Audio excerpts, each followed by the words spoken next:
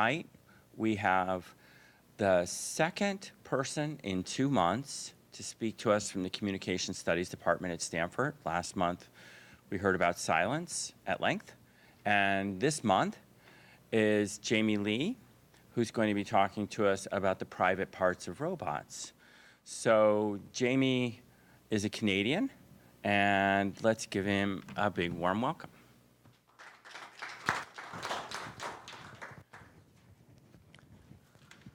All right, thanks, Paul. So good evening. Thanks for having me here. Thanks to Dr. Paul Sass for the invitation.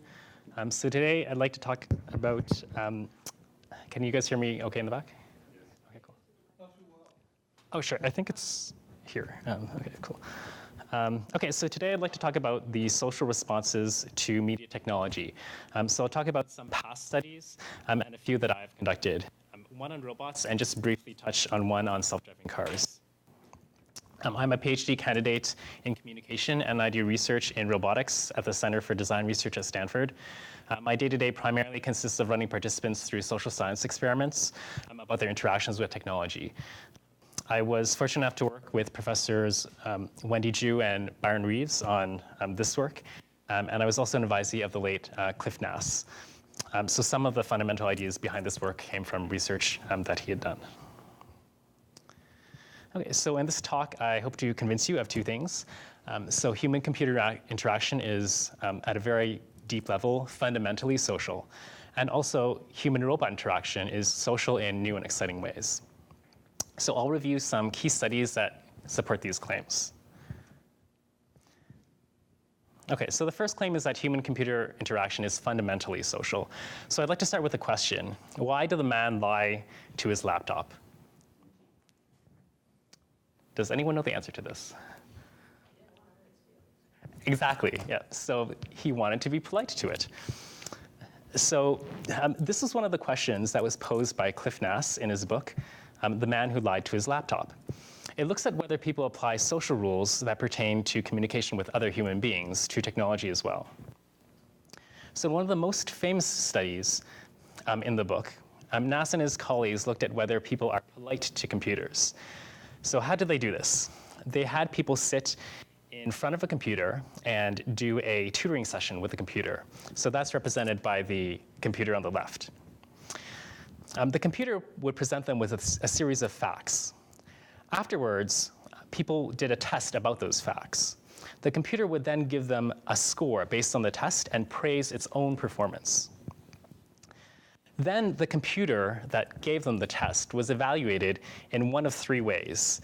That's illustrated here. So on the top, it was evaluated using a pen and paper form. In the middle, it was evaluated on the same computer. And on the third condition, at the bottom, it was evaluated on a different computer. So the idea of the experiment is generally that people are polite to other people when they talk to people face-to-face. So they're wondering whether this is true if a computer, you're evaluating a computer and talking to it face-to-face. So for example, how would you respond if your computer asked you right before you shut it down tonight, how did you like my job today? Would people be polite? Would you be polite? Okay, so that's exactly what the researchers found. When the computer asked how good of a job it did, instead of a paper form or a different computer, people said it did a better job than if another computer asked about the first computer. So they were polite to the computer when it asked them face-to-face about its performance. So this fascinating finding shows that people treat technologies like real people. So there's a lot of other examples of how people treat technology like other people. Not just computers, but with a lot of other situations as well. So this happens across different containers. So not just computers, but in virtual reality, with agents, in video as well, and across different communication modalities. So in the example previous, the interface was just a text-based interface. So it was just written words, but this is also present with spoken words and movement. And I'll give some examples of that. And so the underlying message here is that social cues that are delivered by technology are incredibly powerful. So here I'll present two examples of that. Okay, so the first is, do people open up to computer therapists? So in the 1960s, a computer program named Eliza was developed by Joseph Weizenbaum. Eliza was one of the earliest forms of conversational agents, and it played the role of a therapist named Eliza. It was implemented as a text-based interface on the computer, so people could type in text, text input, and then get a response from the system. So if this reminds you of the Turing test, then that's because it was partially a response to it. So the question that Weizenbaum had was whether people would open up to a computer that played the role of a therapist. So Weizenbaum gave the program to his staff to try out the program, and was kind of shocked at how they responded. So they ended up treating Eliza like a real human therapist. So this is a typical response to Eliza. So the user types, men are all alike. Eliza responds, in what way? They're always bugging us about something or other. Can you think of a specific example? Well, my boyfriend made me come here. Your boyfriend made me come here, or made you come here. He says I'm depressed much of the time. I'm sorry to hear you are depressed. It's true, I am unhappy. So people mistook Eliza for a human, having kind of these long and somewhat personal conversations with the interface. And they revealed some personal information to Eliza. But Eliza obviously was not a human. She was a program. And that worked by identifying key parts of the person's input and rephrasing them kind of back to the person in an automated way.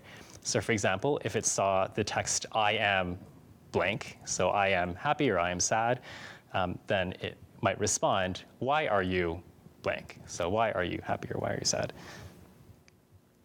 So people responded socially to the technology, even when the technology exhibits just these simple cues in written text.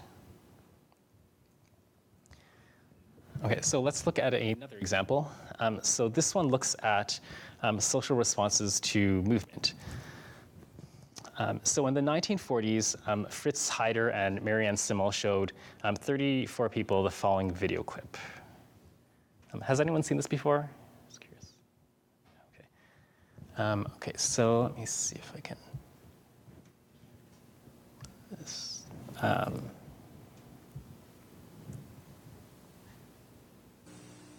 Here we go.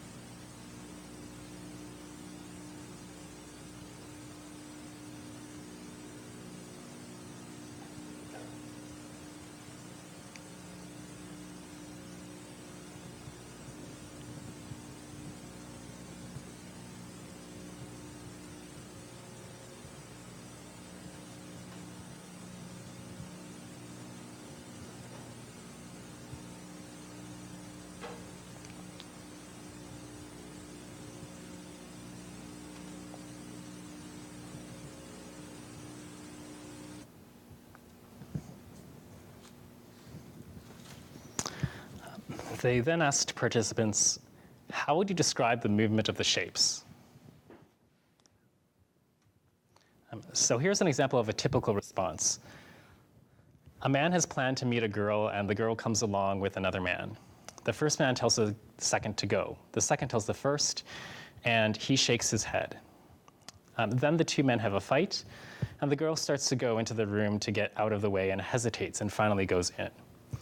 She apparently does not want to be with the first man. So again, people treated the shapes like actual people. All but one of the participants described the movements in terms of these animated beings. There was one person who reported and described the movement in exclusively geometric terms. But for the majority of people, they described it in terms of animated beings. Okay, so why are people polite to computers, and why do people treat computers like people? Well, the development of media is relatively recent, so human brains aren't very good at distinguishing between interacting with people and interacting with devices, especially when those devices give interactive social cues like voice, movement, and language. People know that these are not really other people, but they can't help but respond in a social way. People have expectations for computers to behave in socially appropriate ways and kind of get annoyed when they don't.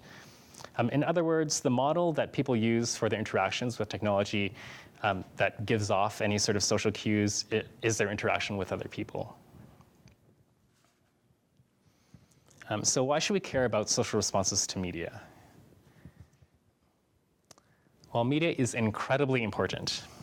So in the United States, there are more televisions than households in the US. There are more computers and more mobile phones than people in the US. People spend 8 hours or more a day of their time using media. Media is the source of some of our greatest opportunities and our greatest problems. It's a huge economic force, and it's also a major force in socialization of young people and the creation of communities. Media is also rapidly changing. So new forms of media have access to more money. There are more players than ever before. There's a convergence between devices and the uses of those devices. New media is more interactive, ubiquitous, and personalized. So these are all things that are relatively recent developments. So one of the benefits to considering social responses to media is that it can help improve the design of those technologies. But it can also help people better interact with each other. So how is that possible? So let's look at an example of how that might be possible. This is also from Clifford Nass and Karina Yen's book. So evaluation of other people is always a stressful activity. Suppose we want to study the question of how should we evaluate other people. So one way we could do it is using a computer. We can try out different ways of interacting with the person and test to see which of those ways the person likes best. So an example from Nass and Yen's research is that people came into a lab. Again, they sat in front of a computer and they performed a simple task of guessing about an object. They were told that the computer would be evaluating them, and some people were told that the computer's evaluation algorithm was based on extensive experience in programming. Other was told that the developers kind of, I guess, didn't make the deadline, and the algorithm hadn't yet been implemented, so it was just giving out random comments. And the comments that the computer gave were either positive or negative evaluations of the person. Okay, so how did people respond to both the random praise and criticism and the very experienced praise and criticism?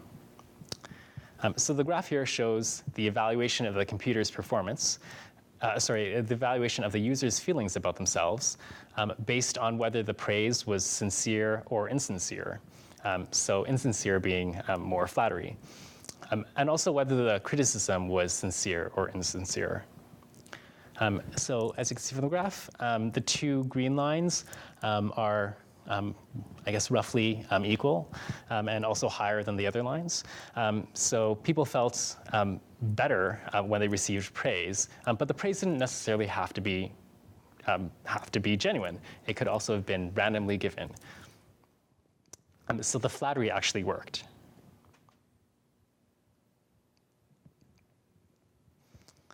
Okay, so one of the questions that I and my fellow researchers were interested in is what is the extent that people can treat technology like real people? In particular, how does this apply to robots? Robots are obviously different than computers in some ways. And in particular, they give off more social cues. So they give off cues of gesture, gaze. So in theory, people should be able to respond to them in social ways as well. So now I'd like to move on to talk about a study that I conducted along this vein. So in what is probably the most attention that a study with 10 participants has ever received, I conducted a study that looked at touching a robot's body. So I think part of it is connecting the words, arousal, touching, and robots together kind of makes for a very sensational headline. I think also robots as sexual objects is kind of a reasonable concern and kind of a big topic to deal with. So our work shares some similarity with the topic. It's mostly an initial and kind of general look at touching with robots, particularly because touching robots hasn't been studied as much in and isn't really that well understood. So the journalistic value of the work can also be a signal that of the importance of this topic.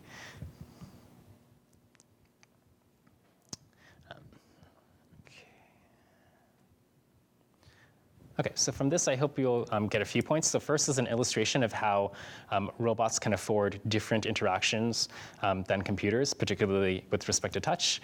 And then also how human physiological measurement techniques can be used with robots and other sorts of technologies. Okay, so when we compare robots to computers, they have bodies that can move and be touched. And when we compare robots to other mechanical devices, they have additional kind of computer capabilities. And either way, the body is a really important aspect of a robot. When we look at this picture, we get an immediate sense of kind of the closeness and intimacy of the two people. And this is because, again, touch is kind of an intimate and powerful way of communicating that involves our bodies. So here are some examples of robots that are already kind of being developed or already kind of out there that involve some sort of touch. So the first one is Paro, which is branded as a therapeutic seal robot that many of you may have known. How many people have heard of it or seen it? Okay, great. Okay, so it's mostly designed for elderly care. It makes noises, it responds to touch in different ways, it kind of can jiggle a little bit, and it's mostly used in kind of as an emotional companion and kind of in therapy. The second one is again, a robot from Japan, which serves as a lifter. Sometimes patients might be lying on the floor, they might have fallen, or they just might be in that position, and they need to be lifted onto a bed. So instead of having a nurse or a human do it, this robot is designed to lift the person by itself. And there's several other examples of robots that involve touch. Okay, and past work has shown that touching robots has a lot of different effects on people. So it can kind of decrease heart rate, so that's kind of associated with like a calming effect, and it can improve people's evaluations of the robot. And they've also found that just leaving people around with robots, people tend to touch them. So people are kind of willing to touch robots as well. So we want to know whether touching a robot could actually influence the response in somebody's body. So here's a quick video describing the method that we went through.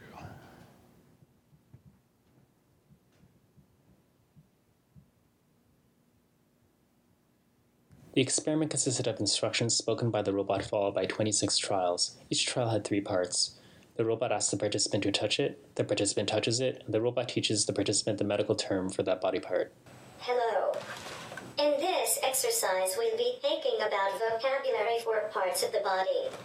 Sometimes I'll ask you to touch my body, and sometimes I'll ask you just to point to my body. When I ask you to touch me, please touch me with your dominant hand. When I ask you to point at me, please point at me with your dominant hand. Please keep your other hand on the sensor. Okay, let's get started. Please touch my hand.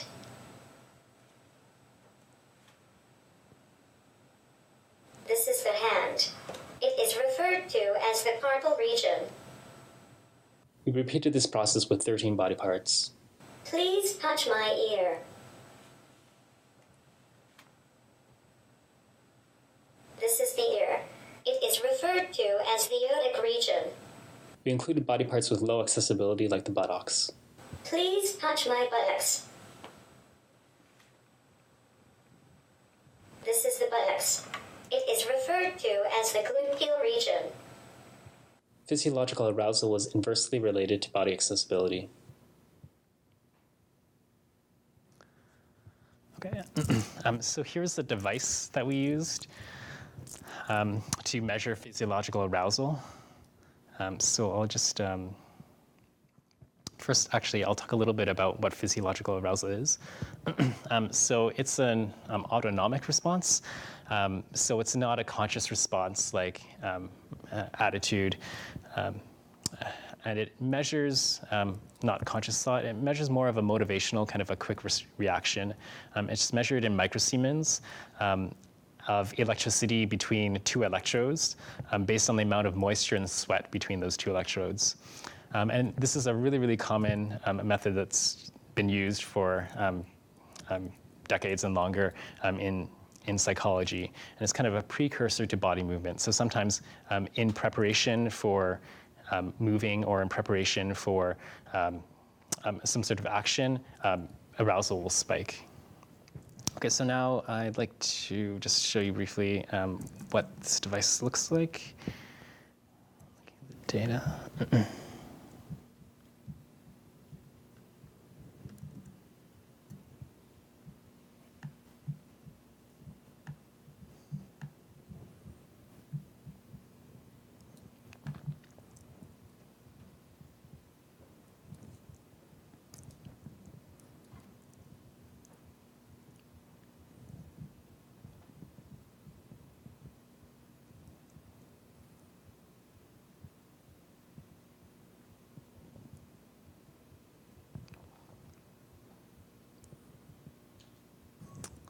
Just see if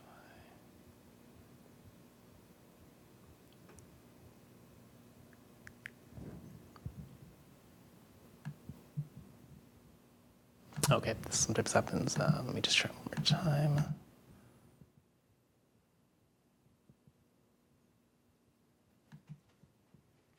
Okay, so it basically has an accelerometer.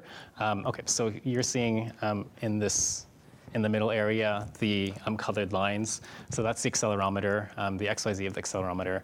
And then at the top line is the electrodermal response in microsiemens. So you can tell if I'm moving it. Does anyone want to give it a try? Okay, well, if you're interested. And so this is what we're looking at in terms of the measurements of people while they were doing the experiment.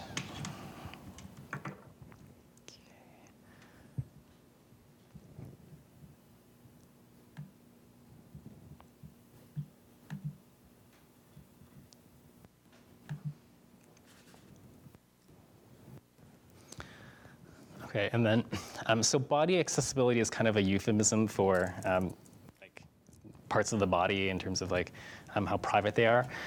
So how we determined body accessibility or kind of the privateness of the body parts was by looking at research by a Canadian psychologist, Sidney Girard. He conducted research in the 1960s, surveying about 300 people about how frequently they were touched in different areas of their bodies. So we ranked each of these different areas according to how frequently they were touched. So the results are pretty much what you'd expect. So areas like the hands and the head were the most accessible, and then the areas like the buttocks or the genitals were the least accessible. Okay, so for analysis, we looked at the difference in the average arousal for the 1 second after the prompt. So in the video, you might have seen the robot is kind of asking the person to touch or point at their body. So we took, after the prompt, we took the 1 second average of their physiological arousal, and then we compared it to 1 second after they've actually touched or pointed to the robot. And then this kind of incorporates both the kind of anticipation of touching. So after somebody hears the prompt, before they actually touch it, they also obviously register, the body part that we're asking them to touch. So there is this kind of anticipation, and then also the movement of them moving their arm to actually do the touching, and then also the actual event of touching or pointing. Okay, so this is our results. It's a horizontal bar plot, and it basically shows the arousal on the x-axis. So this was that line that you saw on the sensor. And then this is versus accessibility, so that's the y-axis. So if we look at the blue lines, this is for when the participant touched the robot. And also this was a within participants experiment.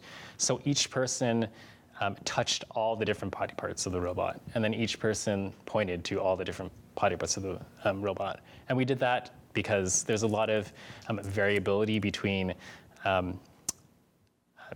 people's physiological arousal, just as like a baseline. So we kind of wanted to control for that. Okay, so if we look at the blue lines for touch, we can see that as we move from high accessibility at the top to low accessibility, like the buttocks at the bottom, that arousal goes up. Physiological arousal goes up. But if we look at the pink lines, so this is for pointing, we find that it doesn't really change between high arousal like hands and low arousal like the buttocks. So we can see that there is kind of this differential effect for actually touching a robot. Okay, and this is the same plot, but we now split it up by participant. So this looks at all 10 of the participants.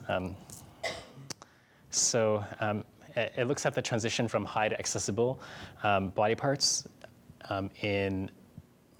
So blue would be high accessibility through to pink, which is low accessibility, for each of the different participants. For 9 out of these 10 participants, as it goes from blue to green to pink, the arousal level goes up. So this is kind of consistent with our previous finding. We should note that even though this is within participant, it's also kind of a first shot. There hasn't been that much physiological measurement kind of done in this context. So kind of the results are,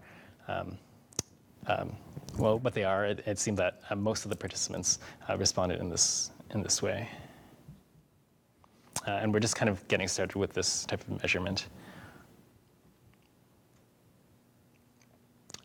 Okay, so the implication here is that robots can elicit social responses in human physiology and not just in people's behavior and attitude, and that physiological measurement can be helpful in HRI and HCI. And just talking briefly about some of the research that I've been working with at the Center for Design Research on self-driving cars. It hasn't been published yet, so I'm not going into it in that much detail.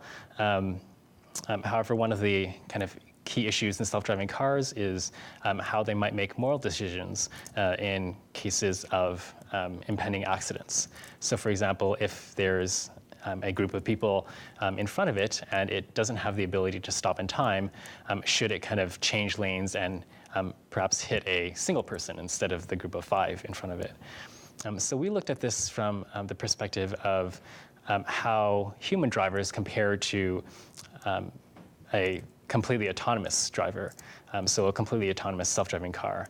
And we found that as the level of automation increases of the car, that people find it more acceptable for the car to be programmed to make this a utilitarian choice. So utilitarian choice is mostly referring to, I guess, maximizing the utility of the decision. Just based on numbers, how many people should it kind of hit? So if there's fewer people in one lane, it will always kind of go into hitting that lane. And that was deemed to be more acceptable when it was more like a machine. Okay, so I hope this talk helped make two different points about social responses to technology. So the first one is that human-computer interaction is fundamentally social. There's a variety of social rules that apply to all sorts of different technologies. As well, we can glean rules about interpersonal behavior from experiments with computers. And the second point is that human-robot interaction is kind of social in new and exciting ways, in the sense that touching is quite powerful, and it shows that the extent to which people can attribute humanness or agency to technology can extend to touch as well. And also that physiological measures for the study of human-robot interaction and HCI hold promise. Okay, and thank you.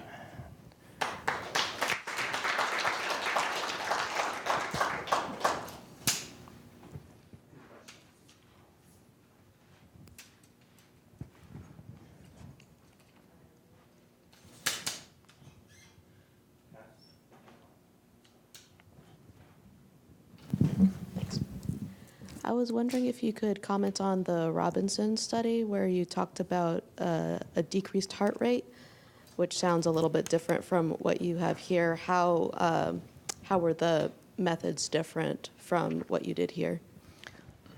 Okay, so your question is, I'm commenting on the Robinson study, where they showed that they have decreased heart rate when touching a robot. Okay, so I don't want to answer that incorrectly. So I think I need to refer back to my notes for the specific kind of context of that study. Was there a specific question, or was it mostly just kind of comparison of the? The most interesting point was that it was kind of the opposite. I know it wasn't exactly the opposite, but it was kind of the opposite of what they showed, presumably because you had different methodology. So that's why I'm interested in the methodology. So I think for that, they definitely did not look at any sort of potential either erotic or either discomfort towards touching certain body parts of the robot. Almost all the work that I looked at was only like the presence or the absence of touch. And so for a lot of the robots like the Paro, they're just kind of like a plush animal and kind of a plush toy. So touch in those sense was whether they were touching them in any sort of way or not touching them. I'm just wondering, why was it comforting? That's a good question. Yeah, it could have been like the sense of kind of companionship, or maybe like similar to how somebody might be touching a teddy bear or some sort of toy that might have kind of had some sort of therapeutic effect. I'd have to check my notes on the actual study.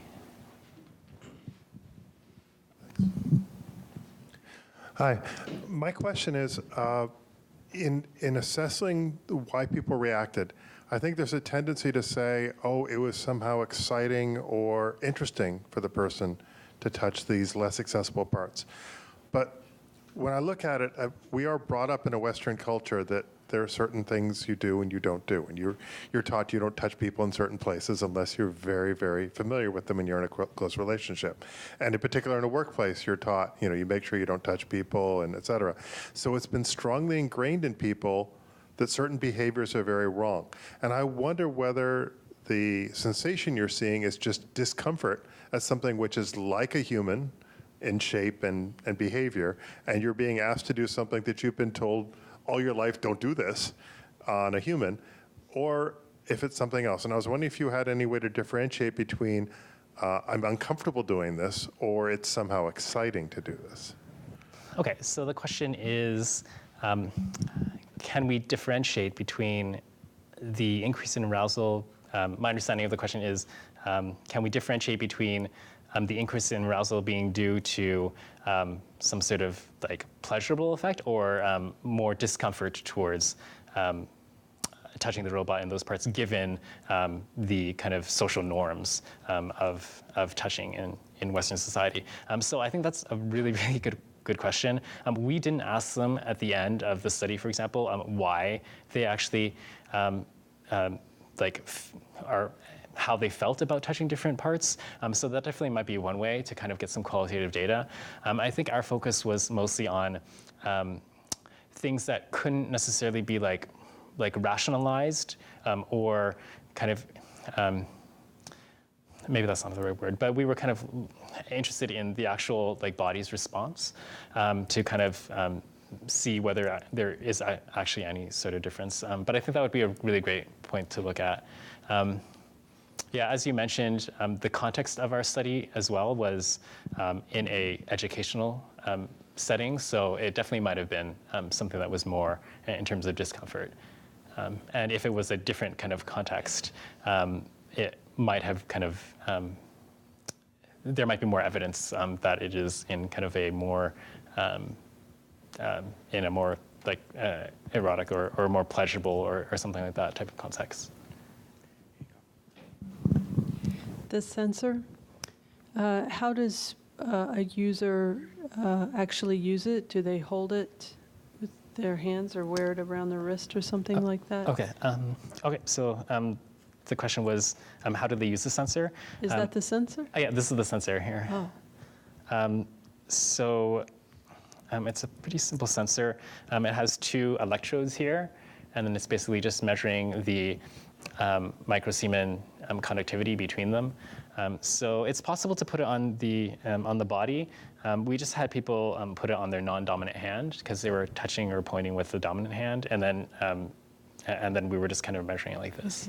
And what specifically does it test for in terms of the measurements that we saw on screen? Okay, so it's testing for the conductivity between the 2 fingers. So it's related to like the amount of moisture and kind of the amount of sweating. And then the most commonly accepted like view of what that is kind of alertness, awakeness, a general sense of kind of being alert and awake. So the valence of that isn't really there. So it could be kind of discomfort, but it could also be kind of like any other sort of feeling. So it's mostly just the level of physiological arousal that it's measuring. Jamy, I have a last question. Oh, sure. Since your work has gotten some press, I'm curious if you can remark not simply on what you did, but on how people have interpreted it. What kinds of interpretations are people mapping onto this? And are there any surprises in how people are referencing or using your work? Okay, so the question is, are there any surprises to how people are referencing the work? And I guess the comment on a lot of press. I guess in some ways, yes. I can kind of see how it would be a kind of a sensational topic given, I guess, the area that it's looking at.